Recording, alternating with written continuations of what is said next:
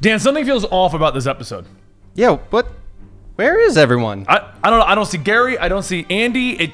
It's like everyone got sick or something. Shouldn't they all be here for the show that we film live every Thursday at 2 p.m. Eastern at twitch.tv/Comicstorian? The show that we release to you live, well, we're not live, but the pre-recorded version right here on Saturdays at the Comicstorian YouTube channel. The version that goes over to Spotify and iTunes and goes to our SoundCloud and gets early access to our Patreons at patreon.com/Comicstorian. Dan, that show, shouldn't they be here for that show? They should definitely be here for that specific show. That very specific show that happens every Thursday at 2 p.m. Every Thursday at twitch.tv/Comicstorian on Thursdays at 2 p.m. So what should we do then, Dan? What should we do now that we don't have Andy and Gary and Houston and the entire team and somehow the cameras are working? Well, I feel like we should absolutely do something. We should absolutely do something. And first thing we should do is mention our sponsor, Yes. For Hims, one of our long-standing sponsors here, where if you want to get your hair taken care of, your skin taken care of, and your sexual wellness, then you need to check out forhims.com/Robin Benny. It's an old tag. We'll get it changed like 3 years in. We'll fix that later. Give But it either time. way, if you want to show your support for the show, you can go see it live. You can go to our Patreon or you can go to our sponsor. But now, back to our topic at hand here, Dan. What should we do instead since we don't have half the cast? I feel like it should be something that could be funny, but could also be very dark. Something along those lines, maybe. You think Joker could be funny? I mean, it depends on the one, but I guess they would find out if they listen to you, Sal, and Dylan talk about it. That's right. You guys, some of you may know that the Weekly Poll died off about 6 months ago, and Sal and I started up a brand new podcast about 3 weeks ago, known as Absolute Comics. It is actually being uploaded. Well, we air it live at the same location, twitch.tv/Comicstorian, every Tuesday at 5 p.m. Eastern. It's then uploaded a week later to the actual YouTube channel, Comicstorian TV, where Weekly Poll used to be hosted. And since half our team is currently sick, we couldn't exactly film the episode that I wanted to film, which was going to be a discussion of sidekicks and should we raise children and stuff like that in this entire environment. I mean, we shouldn't raise children. That would probably be a bad idea, but some people... We're barely raising cats. I know. Did you feed your cat this morning? I hope so. So what we're going to do today, and we already checked it with our sponsor, and everything's good to go, and you can ignore my phone that just buzzed. We actually filmed a normal Absolute Comics, which will be going up on the channel. It's going to be going up on the Patreon. Everything's going to be getting Absolute Comics like normal. But we filmed a bonus episode where we reviewed the Joker. And we actually weren't going to do it on Comics Experiment anyway, because Andy's actually going to watch it like a week from now. I believe so, yep. It's not really your type of movie at all. It's not. It's really not. Right, so it was going to be me telling them how it is. So basically, we weren't going to do it. So we filmed this very special episode of Absolute Comics in which me and Sal invited our guest, Dylan, who's actually one of our editors, but he runs his own channel, Orm's Corner, Orm's Closet, Orm's something. I don't know. It starts with a C. It used to be Orm's Comics, and I kept calling it Orm's Corner, and then he said he was going to change it to what I said. It's a whole story, and I'll tell you about it next time on the Comics Experiment. But we're going to cut to that special episode of Absolute Comics, bringing it to you right here at the Comicstorian channel. And if you like my and Sal's back and forth, then check out the Absolute Comics show over at iTunes, Spotify, SoundCloud, and on its separate channel and on Twitch. But let's go ahead and cut to that special Comics Experiment presents Absolute Comics reviews the Joker. Enjoy. It's a long-ass name. I like it. It's a very long. This is coming from the guy who makes actually, you completely forgot a big portion of it. If it's not the Weekly Poll, it's the Absolute Comics presented by Comics Experiment, talking about the Joker. With Benny and Sal. And special guest Dylan. Yes, that's the actual name of the episode. What is with you in making these long names? If you guys don't know this, Dan actually reviews all of the comic books every week with Andy on our Patreon and our YouTube memberships, but that's a different show. What's it called, Dan? I believe it's called the best comic book review show you have ever heard, and that is provided to you by us on this exact day that we film every Monday at twitch.tv/Comicstorian at about 4 p.m. Eastern after we do our conspiracy cast. And yes, that is the entire name. So basically, if you hadn't figured it out, we film all of these podcasts at twitch.tv/Comicstorian on Monday, Tuesday, and Thursday. And now it's time to bring to you Comics Experiment presents, it's not the Weekly Poll, it's Absolute Comics with Benny and Sal, reviewing the Joker with special guest Dylan. Portal opens to another universe! Today's podcast is sponsored by Hims, a wellness brand for men. Have you noticed your hairline slowly receding or bald spots showing up? Well, 66% of men start to lose their hair by age 35.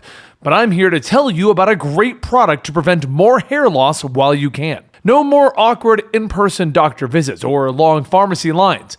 4Hims connects you with real doctors online. Just answer a few questions for a doctor to review, and they can determine if it's right for you. They can prescribe your medication to treat hair loss that is shipped directly to your door. My listeners can get started with a 4Hims Complete Hair Kit for just $5 today right now while supplies last, and subject to a doctor's approval. See the website for full details and safety information.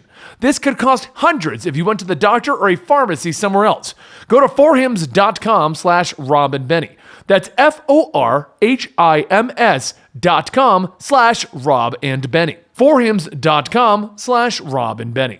It's not the weekly poll, it's Absolute Comics with Benny and Sal and guest host Dylan. So this is where you would picture the Batman 69 intro where Batgirl comes riding in at the very tail end. Oh, nice. Yes. Yes. You're Batgirl, Dylan. Yeah. This is a special bonus episode of our Tuesday show that airs every Tuesday at 5 p.m. Eastern at twitch.tv/Comicstorian. If you want to support the show and you want to keep it going, then consider going to our Twitch channel and subscribing to keep these shows coming out on a regular basis. You can also go to either one of our Patreons, patreon.com/comicpop or patreon.com/Comicstorian. And for the lowest tier, get yourself access to this podcast along with whatever other products we are putting out for you. Or you can go to the merch store and check out our Absolute Comics merch. We have one shirt up right now, but hey, support the show, buy the shirt, tell us you want more of this show. So, today's guest is going to be Dylan. Dylan, why don't you introduce yourself? Because I don't know what the hell you do anymore. Hello. I'm Dylan. I go by Orem a lot of places on the internet, so you might know me by that name. I used to do a lot of more comic book video content on my channel, Orem's Corner, but now I just kind of do whatever. But if you go to my channel now, there is a comic book video. I don't really know how to describe it, but you're really good at promoting yourself. I'm just letting you know.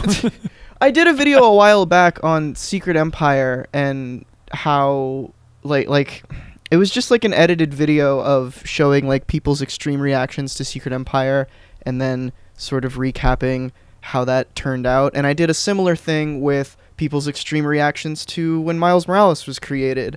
And I have some fun clips in there. There's one of Stephen Colbert being very racist. So it's fun. It's a fun video. So yeah, go check that out. All right. And so you guys know Sal. He's the usual co-host right here. Sal of Comic Pop. And today we're going to be doing a Joker discussion. The goal, hopefully, and we don't really have a time restraint, but we're going to talk about the movie for about 20 to 30 minutes for our opinions, what we thought, overall what our takeaway was. But I'm not a fan of just shoving our opinions down your throat, okay? So the other thing is going to be at the end, you are going to be our fourth guest. So at the end of our discussion, we're going to go through my Twitter where I tweeted out, what is your hot take on Joker? And we're going to pick out some of those tweets and we're going to basically discuss those at the end of the show. You still, if you're watching live, you still have a chance to go over to my Twitter at Comicstorian where you can go ahead and grab that tweet. We do the same thing at Comics Experiment, so you should already be following my Twitter. APP. All right, so why don't we kick it off? Sal, you're the freshest eyes on this movie. You literally saw it how long ago? I saw it last night, 8:30 p.m. I thought you were going to see it this morning. You're throwing me off. No, man. When you said you were going to go see it, we literally, Benny and I coordinated. He was like, I'm going to go right now. And I'm like, I'm going to go in half an hour. So, yeah. No, we went. I saw it. Maybe I'm the last person to see it. I don't know. Dylan, did you see it today? Well, okay, Dylan's the oldest. Dylan, okay, then let's kick it off with this. First off, this is a spoiler cast. We're going to talk about the movie in intricate. But when I tweeted out that Dylan was going to be joining us as the third guest of the Absolute Comics Show to talk about Joker, my favorite response was, I want to see what Dylan says because his opinion is wrong. So what is your wrong opinion, Dylan? Because I don't think that's how opinions work. So, from what I understand, the guy, I don't have his Twitter, but the guy was referring to a video I made like a month ago where I talked about some concerns that I had about the movie. And Benny, you and I talked about this because, like, without having seen the movie, I think that is an interesting, like, viewpoint that you can't have after seeing the movie of just, like, thoughts before it. Yeah. So, and Sal, I know you're not in the loop, but we actually discussed the opinion of the concepts of the Joker and what it could be and what it could happen with it way before the movie, because once we saw it, our entire opinion was going to change, which it did. Of course.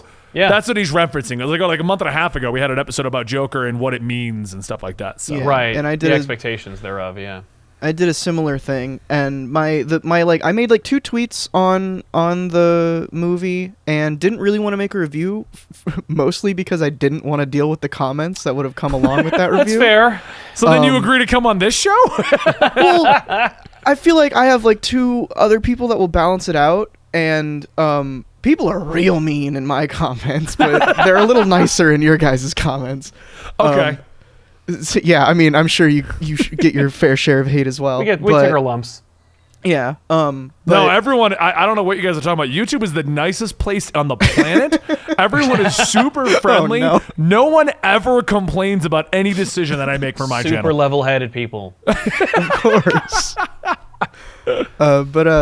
Yeah, so I made a video talking about my concerns, and a tweet that I made was basically saying that, in short, the movie was pretty much exactly how I thought it was going to be, which was fine, and a lot of my concerns in regards to how they treated the Joker were confirmed, at least in my eyes. And I guess that's what some people are like, no, you're wrong.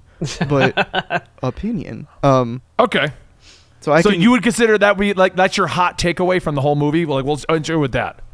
Sure. I mean, I think if I had to summarize my thoughts on the movie in general, I would probably say that it's a movie that, and there's like a conspiracy theory that can go along with this, but it's a movie that doesn't really feel like it needs to be a Joker movie, and never really commits to that when it starts gearing up to be that, and it takes forever to get to the point where it's like, it's a real slow burn, real slow Joker. burn of a movie. Yeah, it's like the first, like, pretty much the first 2 acts is origin without too much like Joker stuff going on, and I'm not even talking about like before he puts on the makeup or whatever.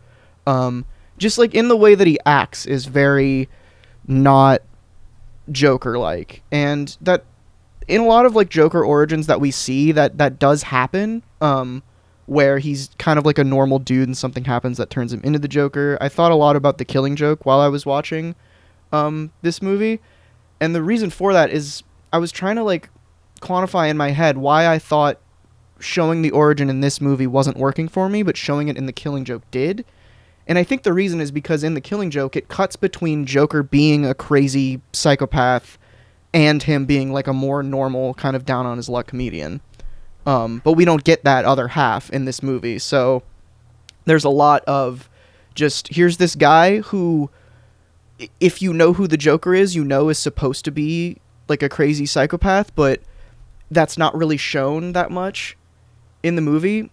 And when it is, it's sort of my main concern going into the movie, which I think this is probably controversial, but I think is confirmed. Keep in mind, Dylan, other people have to talk at some point, just letting you know. I know. I just want to, No, this is my last thought. No, you're fine. We're going to go back and forth. You're going to get to speak again. Don't worry. This isn't the old school weekly poll style. Okay, maybe that's what I'm used to. But just to wrap up, my main concern was that they were going to try and make me empathize with the Joker, which is not something I want to do as someone who like reads about the Joker and likes the Joker, and I think they did that in this movie. Okay. Sal, what's your hot take on that? Floor is yours. Thank you very much.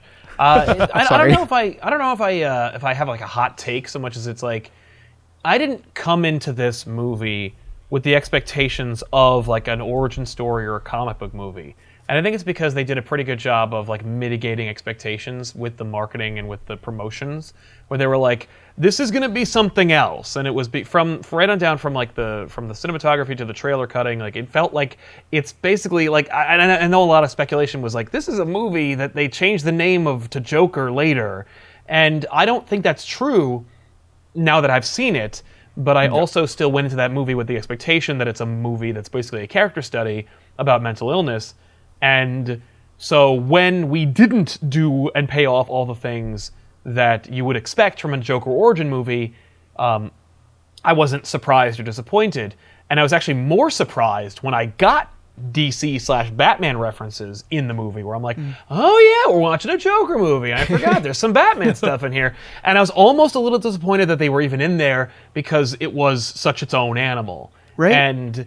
And so when I approached it from the perspective of like it's its own thing, and it's like Joaquin Phoenix is not going to come back and be like a 65-year-old Joker villain for Robert Pattinson's Batman. So oh my god, that'd be so weird. I've actually heard a take the other day that was literally like, this should be the bedrock for the new DC universe, and just go from here, just as a morbidly fascinating, like, ha ha ha, do this now, universe. I don't agree, but I thought that was just a funny exercise.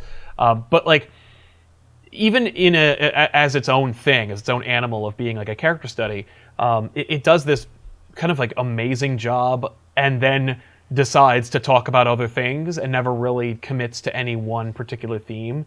So, like, because I saw a lot of people talking about this movie being a commentary on mental illness, and it does a more accurate job of shining a light or microscope on it, but then not really addressing it to the point where it's like offering solutions or giving you a perspective, and that helped a lot, like, to kind of make it into something else. I don't know. I was really impressed with it on many different technical aspects. And I'm really glad that I went into it not expecting it to be like a Batman prequel, because that really helped. Yeah. And then, of course, when they do tie it into Batman, it becomes something else, and then it makes the movie become that much more multifaceted. So you're like, oh, it is this like exploration of like this character, and it is this, and it is his journey, but we're also tying it in with Batman, but we're doing it on the other side of the spectrum. Like it's a Joker origin from the perspective of the Joker. And so, as such, we are meant to empathize with him.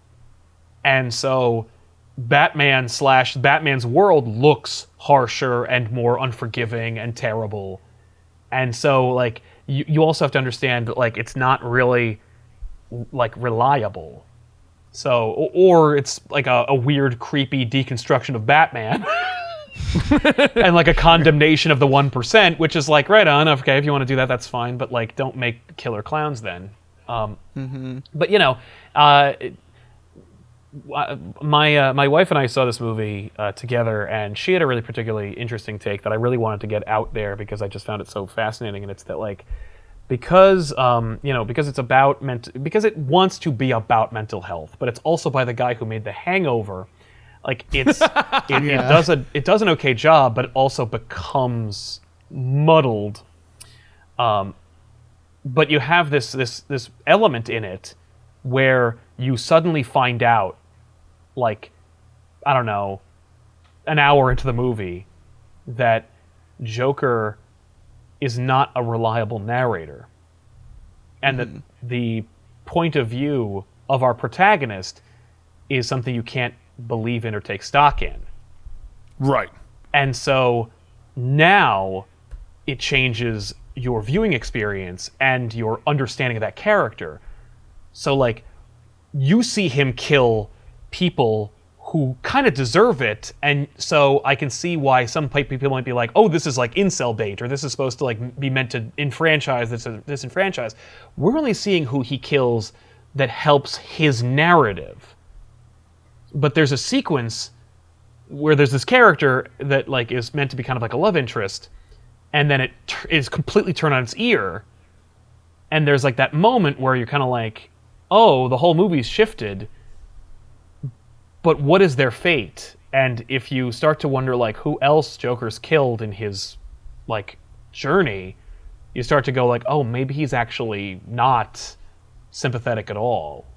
You know? So That's kind of my hot take. Is it's like it's almost a really, really smart movie, and it does a nice job of being so atmospheric. Like, it achieves a lot of the things it set out to do. Right. What do you think about that, Dylan? I'm going to get to my take in a minute, but the idea that it's a take on mental illness, because I've not heard you mention that at all, and I know you're very sensitive to those types of topics. Well, that was something that I talked about before. Is I was worried that they were gonna, and like you said, like the message about mental illness was kind of muddied, and right. I agree with that a lot, because one of the like feelings that I took away from this movie was, the way that they show mental illness is not like there's a lot of it that's just seems like, oh, we're gonna make him like have mental illnesses because he should in this climate or whatever, and like he can't spell, and like there's it's like, a lot of like you shallow, felt a little too far. Yeah, like a lot of shallow showings of mental illness, and how, of course, if you have mental illness and you're neglected, and this all culminates in that line, again, spoilers, in the line at the end when he's talking to Murray, he's like, "Let me tell you another joke. What do you get when you cross a mentally ill loner with a society that hates him or whatever?" Yeah. And it's like, so is your message that if you're mentally ill and you don't have help, you're gonna turn into a psychopath?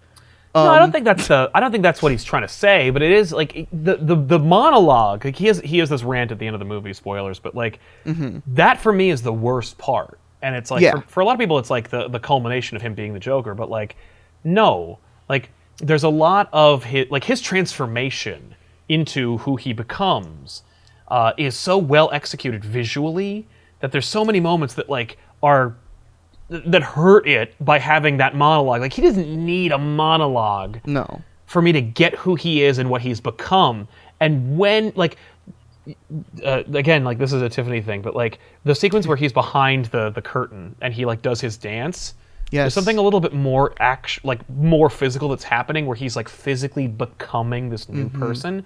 And, like, he threw out his playbook. He's rehearsing to be on the show, and then he throws it out entirely, and his confidence is there, and he's ready to go.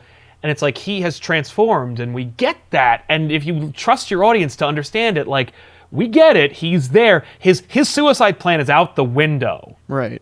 Yeah. And now he's doing this. We don't need him to then get unhinged and be mad. Like, we just need him to literally just say, like, to do the same thing you expected, and have him go like, "Hey, do you want me to tell a joke?" And the joke it has a different punchline. Like, I feel like that. Like, if Phillips had like trusted his audience a little more, you could have had a really like interesting sequence there that instead has this like, actually it makes it more muddied because he has this like unhinged monologue that shows that he's like not confident and he is unhappy and he's angry. Like he contradicts himself in that own thing where he says like, "Oh, I'm not political and I don't care about everybody else," and then he says like, "But I'm part of this group." Right. And it's like, well, which one is it, man? Like, you didn't change your mind. Pick a side.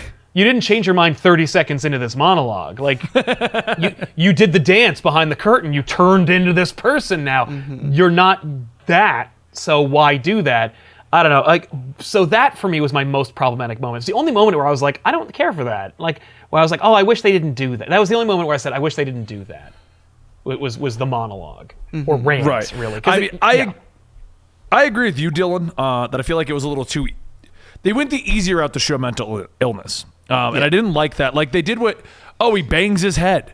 Oh, he laughs uncontrollably and he can't spell. And it's like, I almost felt like that's every... I can't get over the spelling thing. I mean, coming from when I was 16, I was in the freaks and the geeks kind of like thing with the spiked out hair and the over baggy pants, and it felt like every 16-year-old like emo goth kid that had access to his mom's car and an allowance would bang his head because he's messed up. You know what I mean? Like, and I felt like a lot of like what the Joker was doing was along that same line, and I know that is a thing that happens with mental illness. But there was no deeper level to it. Taking what you said, Sal, about like he's the unreliable narrator. We also didn't go deeply into that. Yeah. We just discovered like, oh, not everything that he says happened. And then we left it. Like, Well, yeah, but I was also starting. oh, God. Go ahead. No, you're saying. I was going to say, like, the mental illness thing, it starts out where it's like a pretty, I don't know, it's a pretty, like, uncomfortable look at a protagonist who is handicapped. And then you go further and you find out, like, you know, that his past is unreliable, and you don't even know, like, you know, where he comes from, and then you find out where he comes from, and it only took seeing another review about it for me to even question whether or not he actually is mentally challenged, and that it was the 7 or 8 different prescriptions that his mother made him take that were actually causing these problems. That I was actually, like, oh my that's God. what I thought at first, Right. actually. When we got to the ending and the transformation into the Joker, confident, standing tall, his dances look like they're more choreographed. He knows what he's doing. He's talking to Murray, and he even in the very ending where he's on the car, doesn't look mentally challenged at all. Well, and I wonder the it's same a thing if different it was a lot of that person. Like, medication. he's definitely not the same person he was, and it's like the question is whether he has like changed mentally or not. I mean, like I honestly took it to mean like originally I was like, well, no, he was abused by his mother, and he has like he experienced, as I said earlier in his like report, that like he had blunt head trauma. I'll just go to my hot take on the whole thing. That way we have more to let's talk hear it. about in this stuff. So Exactly. overall, I'm very mixed on how I feel about the movie. I'm not going to sit here and say it's the greatest movie I've ever seen. And it's not. no. I don't think it is. I think a lot of people are hyping up this movie and watching it. And I watch a lot of indie flicks. I'm like, it wasn't even one of the better indie flicks I've seen. As a superhero movie, I even tweeted this. It's by no means a superhero movie in any way at all. Not even as a solid origin. I can't remember the movie that made me feel this way, but there's very few movies that within the first 5 minutes I felt uneasy and uncomfortable. Right. The way the score did it, the way that the lack of overall sounds at certain points, the way that we got to see the brutality of Gotham. I won't lie, within 30 minutes of it, I was debating if Natalie was enjoying it, and if she wasn't, we should go. Because I didn't know where it was going to go with this movie, and 30 minutes in, I was uncomfortable. And I know that's what they were going for. They wanted me to feel weird for the Joker. I wouldn't say that I felt empathetic like you were worried about, Dylan. But at the same time, I didn't feel bad for him. I was just more worried where this is going to go. You know what I'm saying? Yeah. And Natalie at one point said that she actually shed a tear when he started to learn about his past and everything. But that also plays into how much of that was reliable. We don't even know how much of that was over. Everything in the movie could have easily been him talking to the woman at the ending, and none of that's reliable. We don't even know that story. I think we're meant to know which one's which, but like Yeah. yeah. I feel like because Todd Phillips, is that the director's Yeah, it's name? Todd Phillips, yeah. He came out before the movie, like on press tours or whatever, and was talking about how the Joker is an unreliable narrator.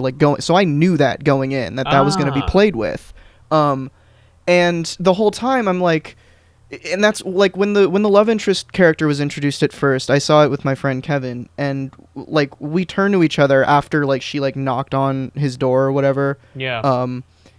And we were like, oh God, because if that turned out to be real, that's terrible example of showing any kind of love. No, I was worried. I was like, is she crazy too? And then and it's funny. That's Tiffany was like, no, he's definitely. I thought maybe they might hype it up as being like this universe's version of Harley Quinn. Right. Like I had that thought a few times too. I had that thought for a second, and then I'm like, no, I hope not. She's a kid. Like, well, and then it's funny. The kid thing was the one that really tipped it over. Where I'm like, where is her daughter? Yeah. Strangely absent. Then he goes to her apartment, and you're like, oh. Yeah, which it was a good payoff, and I'm glad that happened. But like with the unreliable narrator thing, that's like the only example of it, and I feel like you can't start to like break down criticisms of his motivations with that unreliable narrator thing, because then everything didn't happen or everything did happen. And that's you can't call into question the reality of your film. You have to like you have to have rules and establish like what happened and what didn't happen, or at the very least, even if you don't make it clear in the film, you have to know as the filmmaker what really was real. And I gotta say, like there are a couple of like tent poles like where it's like I would say that maybe Fleck's interaction with Wayne in the bathroom, like that might not have actually happened. But I think the interaction with Alfred at the gate definitely happened. Yeah. And it's like I think the mental hospital thing and the grappling of the document, like that has to be real because we've already been given 2 other origins for who he is, and now a third, and this has to be the replacement, or none of it is real, and it's like it's a mess. Like the movie will be too messy. I mean, comparing this to the other most famous movie in which the narrator is unreliable, there's 2 that come to mind: Memento and most famously Fight Club. Yeah. In which the narrator is unreliable. We don't know what really happened, but I do know that by the time I got to the end of both of those movies, with a rewatch, I could pinpoint what was actually going on and what wasn't. Exactly. While with Joker, it was thrown in that he's unreliable. Rewatching it, I wouldn't know. Like, we can go all the way back to the beginning of the movie. We can go all the way back to when the sign was taken and it was broken and stolen, and the other guy saying, no, it wasn't. Was that unreliable? Did none of that actually happen? Because in which case, none of it could have possibly happened. We don't know. Yeah, Other than, I would have to re-see it again. Like, yeah, and that's one thing that kind of bothered me about it was this unreliable narrator, which I like because that's what I like about the Joker. We don't know where he came from. We don't know his origins. And I do like that even though we got a general idea of his origins, he's unreliable, and we still found out, well, she adopted him, and we don't know who his parents are, and we don't know what started before all that. We don't know any of this. This could have been anything. I did like... go ahead. I was gonna say, I think if they played into the unreliable narrator thing a lot more and made it clear that, you know, like maybe in a different version of this movie where they play into that more, the Joker gang isn't actually a Joker gang. It's just a different like movement against the rich that he thinks he started and he thinks that is for him, but in reality he's just that crazy. And you know, maybe he 100% fabricated the Thomas Wayne dad thing, which I don't see a point. No, I wouldn't bother. But but I think it could have worked, and I think would have been better to, because when you're telling a Joker origin story, you have to be careful not to make it definitive. Right. And I think they tried that here, but were scared or just didn't, for whatever reason, like go as full into it as I think they should have. I think they just didn't. I think they just weren't interested in doing that. Like it was. It felt like I felt Warner Bros. It was either that like Phillips wanted to do a story about like this character, and it happens to also be connected to Joker, and it's more. It's more like they were attracted to the story because now it could be anywhere and anything, and I deliberately picked a fake city so that it could be anywhere at any time, right? Because you don't get a date. You don't get a. You don't get a city. In my tweet, which we'll go to very soon, Rich Johnson of Bleeding Cool responded with, Joker takes place in 1984, the same year as Wonder Woman 2. Do not connect those. Oh, no. Please don't. But I think... Could you imagine in 1984, she's just like, did you hear about the burning in Gotham? That would be nuts, and I kind of like... I'm okay with that, actually. Like, Why? Because like I don't know, like because I think Robert Pattinson's around that age, right? Yeah, it could work. Yeah. It could work. Yeah. The is my like why? Well, and because like I will say DCEU now takes place in the 90s, so everyone can line up age-wise. He'd be like 32 or something. Like, that's fine. I would okay. It's weird how like the selective Batman stuff, like I kind of really loved. I don't know about you guys. I liked all of it except the pearls. The killing of the Waynes. Yeah.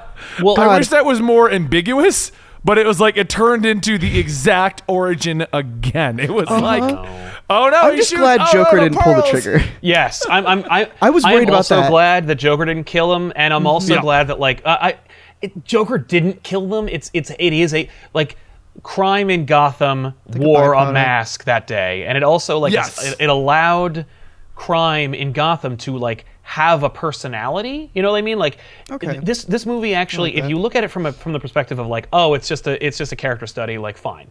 But if you want to look at it from like a Joker movie comic book thing, you could also look at it from the perspective of like, this is the origin of Gotham.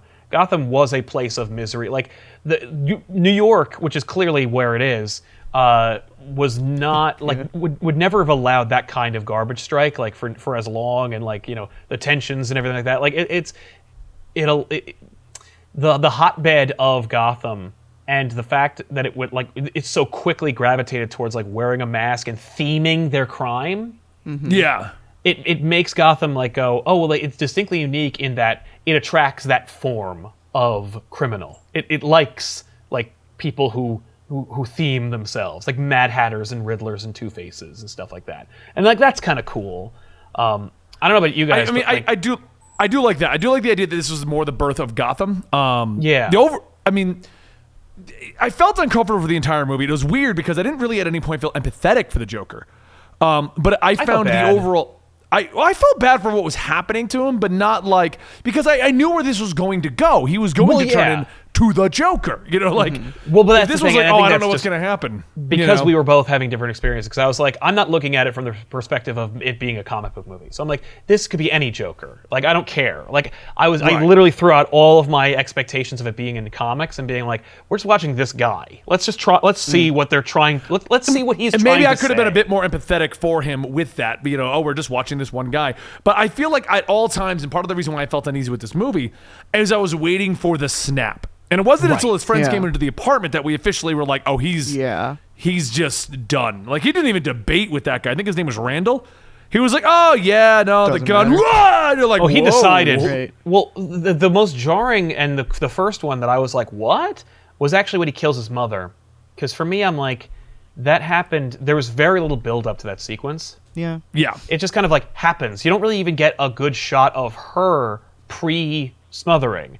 And it's in a sequence where it's the line, like that's the scene with the line from the trailer. It's the line everyone remembers about my life being a tragedy, about a comedy, not a tragedy. Like that's the scene that happens in, and he just kills her, and then it's done. And he doesn't really feel any remorse, and he doesn't and it's interesting how the killings are portrayed in this movie and or not portrayed. But yeah, I don't know. I was like, I got it. I was like, I'm with you.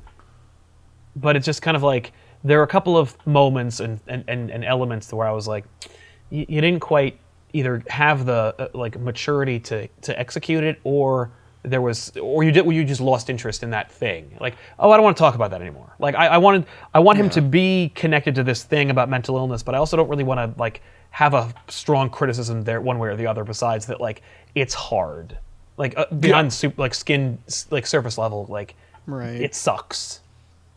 Yeah, I could see that. I don't know about you guys. Did you catch that moment in the talk show where it's clearly just ripped from Dark Knight Returns? Oh, I felt like the entire talk show sequence was a combination of Dark Knight Returns. We're in the loop. Animated series. He always ended up on some television show that was being live aired. So I like that whole time at that point, I was just like, okay. You know what? I actually want to talk about this though. Oh, good. Is it just me or did the movie end 3 or 4 times? I Yes. felt like when he went to the thing and it cut him off, I was like, that's the ending. And then it panned out and we're still going. I'm like, where do we that was it. He's the Joker. Yeah. It has a lot of like Sal, you said that they just kind of got disinterested with certain ideas at random points in the movie. It has a lot of we're starting something, here we go, and then oh, never mind. And especially towards the end where it's like, oh, he's in the car, we're gonna roll credits. Nope, he gets hit. It just keeps happening. And then they pull him out, and you're like, "Oh, this is gonna be the beginning of the Joker gang." Nope, they left him there. Right? Very strange. Well, they all got arrested or something, I guess. I don't know. But then the ending where he kills the interviewer, and then we have this madcap Scooby-Doo-esque ending of where he's running from the hallway. What was this? Well, and then they ended was it that? well, because they ended it with the Warner Brothers the end kind of goofy Charlie Chaplin type ending. That's their way of being I guess their way of saying that this is a story and that it's not again, this may be unreliable. We don't even know if this even happened. We're seeing this story. Clearly, they want us to think of it from the perspective of it being fiction. And I think that's that element I remember being like, oh yeah, that's kind of cool. Like I actually really dug it. Like, because at first it was like, oh yeah, and then he's in it. Like I was disappointed that they kept it going. You know, or in another scene where he's talking to her. But then we also get another of my favorite moments when you connect it to a comic book, where Joker's laughing, and the interviewer says like, "What's so funny?" And he says, "I'm thinking of a joke, and you wouldn't get it." Mm-hmm. And at first you're kind of like, okay, right on. But they cut to Bruce Wayne in the alley with his dead parents. And you're like, are you doing a Batman thing? Like, are you doing a Killing Joke thing? Like, where it's like, no, the joke it's the Killing Joke. It's like, where you're witnessing the birth of, like, directional madness. Like, we're seeing Batman born and Bruce Wayne going crazy. We're not going to make this kid scream and jump around or anything, but, like, we're just showing, like, this like both Arthur and Bruce are victims of physical and emotional trauma, and as such, like, we're seeing where that goes, and it's like that even like unconsciously, Joker knows that, like, something's about to happen, and it's like that Bruce is losing his parents is the joke that he knows, because it's the same joke. It's about insanity, and I'm like, that's kind of cool. Right. Wow. Way to pull a thing right at the last possible second. Right. To make it about Batman. Like, I didn't see that coming, and while I was like, again, like, if I wanted to feel like a real, like, put together, like, you know, pretentious jackass, it's like I would prefer no Batman whatsoever. And it's like, the movie's called Joker. He's wearing the Cesar Romero outfit. Put Batman in the movie. Please. They did it really well. Like, that was another thing I was like if they hadn't shot, they didn't ham up the Batman parts, in my opinion. It was like just enough to link it, but like, it wasn't like, okay, really, Batman? It was almost like Warner Brothers said there have to be at least 2 references to Bruce Wayne in this film. And Phillips was like, I'm going to do it in, like, the most mature way possible. Right. Yeah. And I'm like, that's cool, because this doesn't even have to be the Joker. Because I think maybe, like, the crime adopting the face of a clown, the fact that Thomas Wayne refers to all of, like, Gotham's, like, have-nots as clowns, like, any Joker could come from this now. And that could be the Joker. Maybe 2 more. Maybe Jeff Johns will tell us what happens with them. Okay, guys, let's go ahead and see what the 4th person on our podcast wants to say about this. I'm very interested. And go into these ideas. Okay, so Nessie Ness 08 replied to me. I said, what is your hot take? That was the entire tweet. What is your hot take on the Joker? Okay. Honestly, this movie surprised me in a lot of ways, such as the direction they took the movie in, the balls they had to use such controversial topics, and how strong certain messages were. Even the way Joaquin portrayed the Joker in a way that fit well with the story being told. All right. It's not very hot. That's a pretty cool take. I can't argue with Rich that. Johnson says that it takes place in 1984, the same year as Wonder Woman 2. Thanks, Rich. Nope. Corvus the Crow states, probably my favorite Joker. I was also laughing maniacally at every kill. I don't know if that's not such a great take. That's a hot take. You weren't supposed to. But I, you know, if I may, it's weird that every person that you see Joker kill, you're supposed to want him to. Yeah, that's true. That's like, kinda... especially when his height challenged friend gets away. You're like, don't kill him, don't kill him. And he's like, you were the only nice person to me. when he locks the door, I'm like, and he does the actual, like, chain lock, I'm like, oh my god, he's gonna kill the little guy too, because he can't reach the lock. Right. I know, that's what I was thinking. I'm like, this is the most, like, horrific way. Like, he's like, Arthur, can you get the door? I was just like, oh my god. Oh my god. I was like, here we go. Here's where he's gonna kill him. By the way, just another, like, addition to that, Tiffany, who asked me at the end of the movie, she goes, so did Joker kill the girl and her daughter? Oh. Yeah, absolutely. Because you never see them again. 100%. Like, that if he does, that's great. And also, like, and not, like, awesome. I'm not, like, rooting for it, but, like, that's great because it means maybe he's killed other people, and you only don't see the ones he killed that, like, would make you not like him. Right. Right. Yeah. I think the cut that if you go back and watch it, the cut when he's in the room and he has his like fingers as a gun held up to his head, they cut back to her and she's horrified, and then it cuts away, and I don't know. Like, unless he had like an actual gun in his hand, she would not be as scared as she was with just like this. Right. I found that weird, that overall, the gun thing, because it was like she made the symbol and then he responded. Now that right off the bat, like just if I made a joke in an elevator at you, Dylan, and we got off the elevator and I started walking away, like we have discontinued our entire contact, and you're like, Benny! Hey! I'd be like, okay. Yeah, I want to die too. Like, what? Yikes. Yeah. Exactly. Like the way it was handled. Even when he did it, I was kind of like, Arthur, she's not going to be happy. Well, he takes it too far. He always takes it too far. Right. So, yeah. Right on. Hot take. That's a hot take, man. No. Yeah. Don't laugh at that. No, do not root for the killings and laugh at them. Oi Throwdown states, loved the mental health message throughout the movie, as well as the in-depth shots and dialogue. Joaquin Phoenix was phenomenal. The mental health thing is something that constantly comes up. So yeah, I'm glad they addressed it. I wish that they could have.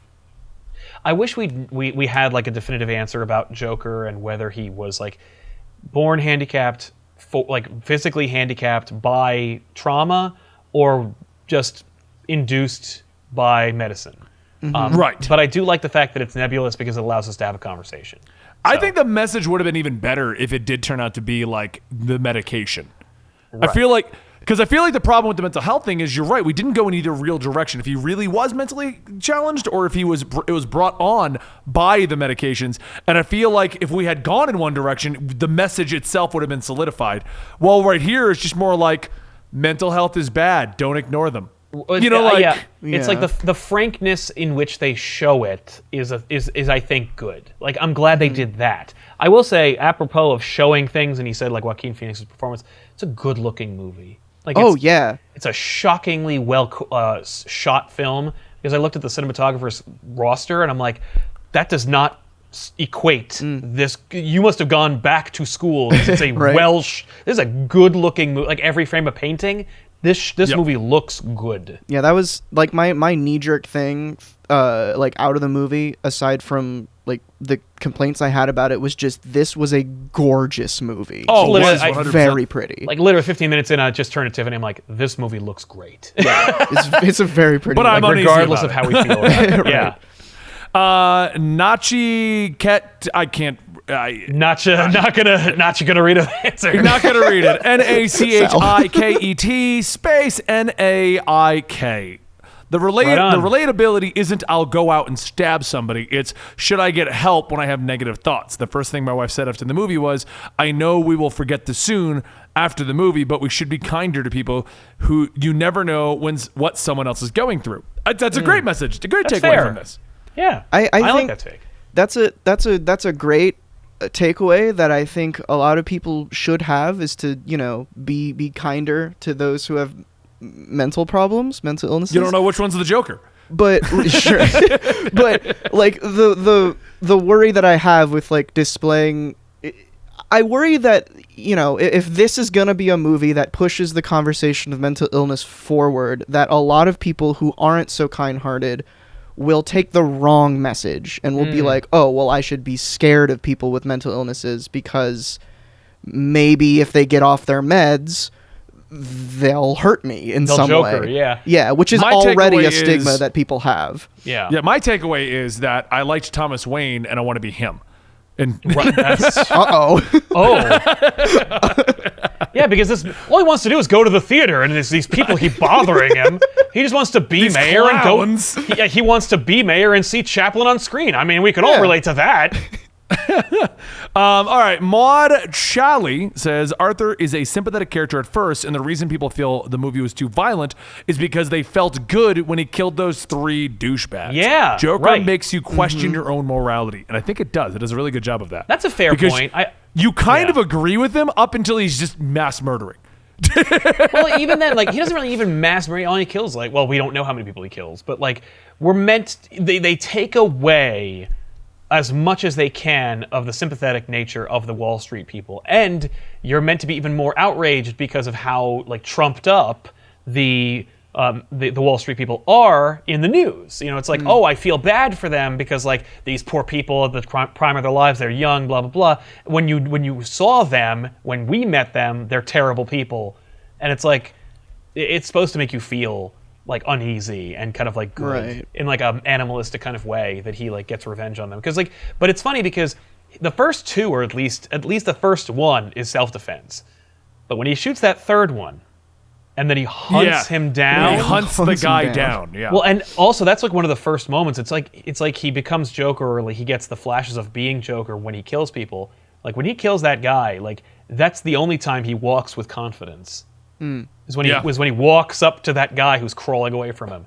And it's like maybe because he has power or whatnot, but it's like still, I hear what you're saying, and it's a good point. Chide says, some people will be disappointed as it isn't your traditional comic book superhero film. Joker's really good. I think one message was the Joker's created through our apathy. We created a monster and maybe we do deserve him. And he put a picture of the Joker's makeup. And I will say, I was actually against the costume and the makeup until I saw it at the ending. Like when he finally owned up to it, it looked and it was great. The slight like the tear kind of like blue coming down. I felt like I was looking at the Joker. Yeah, you know? I agree. Yeah, I think the colors and the makeup and all of it, I think, look great. Yeah, that scene when he's like descending the stairs, you know, he's spent the whole movie trudging up this like this miserable staircase. When he dances down the staircase in his full regalia, like it's poetry. I'm like, way to go! Like, way to make a movie. I loved the abrupt cut after that when it focuses on the detective's face. Yeah, and they're like, what is this guy doing? Yeah, that was great. That was great. Well, you know what I liked about that was it just kind of opened up more to his narration of what he thinks he's doing and what he's enjoying is not what everyone else is seeing. Oh, the music. They're was not the seeing a biggest guy way who's to just do that. confident going down the stairs. Well, with him, it's like we're through him. We're watching the movie, but then it's like, but there's also people here, and like, you know, like when you're walking anywhere with headphones in, it's a very different experience from when other people are seeing you singing Ace of Base. It's like very, you know, it's two different realities. I will end it with this one. Ali El Sakut says, halfway through the movie, I was rooting for Arthur, and I've never really liked the Joker that much, waiting for his big moment, and boy, did this movie deliver. Except in the end, we have no clue how to interpret the movie after the final Arkham scene. I think that was half our discussion here. Yeah, for sure. No, I wasn't rooting for him so much as I was like sad. You know, I just felt bad, and then and watching him make like what I knew him to believe were the only decisions like open to him. Right. It's interesting to me that a lot of people have said that they either felt bad for him or were rooting for him at certain points. Yeah. And I didn't really get any of that. I guess you could construe some of my feelings for when, like, in the scene that we talked about where he, like, first really is the Joker when he kills that big guy and lets the little dude go. Yeah. That, like, for one of the first times in the movie, I was like, oh, here we go. Like, we're getting this. Yeah. And I wasn't rooting for him, but I was just happy that we were finally getting, like, Joker stuff. Yes. Yeah. Yeah, I think it did finally feel like he had accepted because at that point he had decided that he was going to commit suicide, and you almost got that confirmation when he let the little guy go because he was just kind of like, well, it doesn't matter who you tell, like I'm gonna kill myself. Yeah, absolutely. And I honestly, totally. I feel like I was hoping, not because I wanted to see that guy die, just because I think it would have been a better scene as Joker. I was hoping he would let him walk out. And then he's like, yeah, you can go, and then just smash his head in the door. Honestly. I was really expecting that heel turn. Wow, Yeah. Dylan.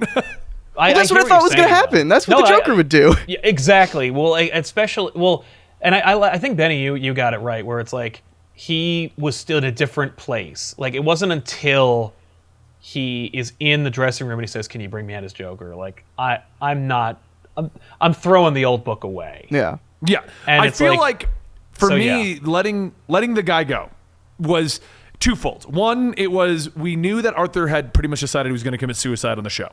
Yeah. Like And from all the stuff that I've done in the military with the hospital and mental health and stuff like that, one thing that you always know is, and you can see it on his face, when someone's decided they're going to commit suicide, you're not aware of that. Like, Right. Like people asking for help is one thing, but the people are like, oh, I'm going to go do it tonight. A lot of times they're like, no, you're not, because you don't tell people. Because when you actually have decided I'm going to go do it, most of the people are calm. They're just willing to give people what they want. They're just let the guy that's going to go rat the mouth to the police go, because they're not worried anymore. The end is coming for them. And for me, that's what it was. But I also felt that the message there was twofold. Letting his the last person that was good to him and the last person that was his friend go was Arthur Fleck letting go of Arthur Fleck. And the Joker is the only thing that remains. Okay. I can see that. Yeah, I think that. I think there's a third reason. The writers needed some character to tell to tell the detectives that Arthur Otherwise, Fleck they is wouldn't know who to definitely look the for. bad guy. Right. Well, I think also it's like maybe we really, really shouldn't kill the little person on screen. Like, Yeah, fair. but I mean, unless he killed a mother and her. Did anyone else think for a moment when he was like, Jesus, Arthur? I thought that he was possibly going to like join him and like be the first of the Joker gang. Oh God, no! I don't know. I didn't think that at all. I did not see I that was like, coming. is this going to be the beginning of the Joker gang? That's hilarious. I could see that though, because that was another thing that I didn't really like a lot of the Joker gang stuff, and part of that was because I feel like their motivations in the comics are more through either fear or money. Yes. So if that guy did turn into like one of Joker's top lackeys or something, that would make sense because he's just terrified and he doesn't know what will happen to him if he doesn't work for this guy. Right. So let's bring this episode of Absolute Comics to an end. I hope you guys enjoyed this. Dylan, where can they find you? What can they find you on? Who are you? Let's end with you doing that. Who are you? Who are you? By the way, your check's in the mail. I'm Dylan, also known as Orem. You can, if you just search Orem's Corner on YouTube, I'll pop up somewhere. My Twitter's at Orem Alexander. You can follow me on there. I make real bad tweets, but you might like them. I'll agree. Sometimes I message him. What was that? What was that all about, man? And Sal, they know you. You're the co-host here. You can be found at Comic Pop with the patreon.com/Comic Pop. And I hope you guys enjoyed today's episode of Absolute Comics, brought to you every Tuesday right here at the Twitch channel, twitch.tv/Comicstorian at 5 p.m. Eastern. If you like the show and you want to show your support, consider buying one of the Absolute Comics shirts in our merch store. You can subscribe to the Twitch channel, or you can join either Patreon, patreon.com/Comic Pop, or patreon.com/Comicstorian, and get early access to this video. Or if you really just want to listen to it, it goes up on iTunes, Spotify, and on its own YouTube channel a week after it's been filmed. That's pretty much it. I hope you guys enjoyed, and we will bring this episode to a close. Yay.